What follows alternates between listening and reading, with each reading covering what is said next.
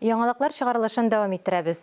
180-нче мәктәптә Аула Гыйбатыл бәйгесенең ярым финалы үткәрелде. Болгар шәһәрендә узачак йомгаклау турында кемнәр үткәнен хәбәрчебез Искәндәр Гыймалдинов белеп кайтты. Аула Гыйбатыл бәйгесендә укучылар татар халкының гореф-гадәтләрен, милли йолаларын, онытылып барган халык уеннарын искә ала.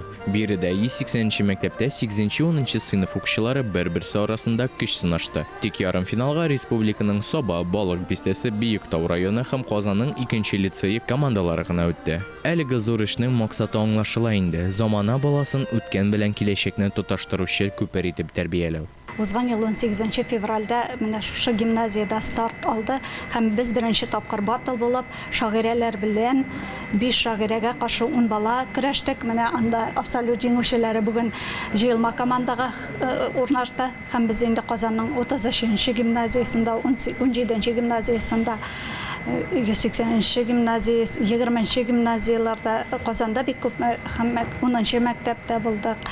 Менә шулай без җырып, җыелма командага абсолют җиңүчеләрне, финалистларны җыябыз. Безнең максатыбыз балаларга менә төрле буын шагыйрәләрен дә таныштыру.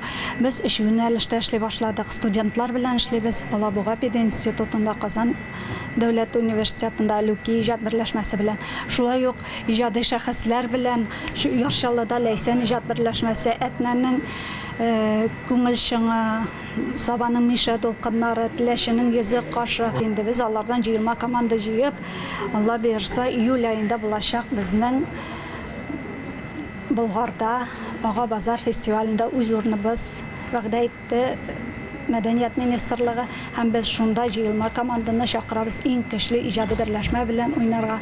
Җиңер өчен балалар тарихны да, туган телне дә, милли гореф-гадәт йолаларыбызны да, көй-моңнарыбызны да яхшы белергә тиеш. Шуңа да мәктәпләргә Аула Гыйбатыл десанты төшкәнче өлкән сыйныф укучылары, укытучылары белән бик тырышып әзерләнергә тиеш. Ә ярым финалда Соба районы командасы җиңүче булып танылды. Болгардагы финалда Соба районы һәм 2-нче гимназияның командалары көч сынашыр дип көтелә.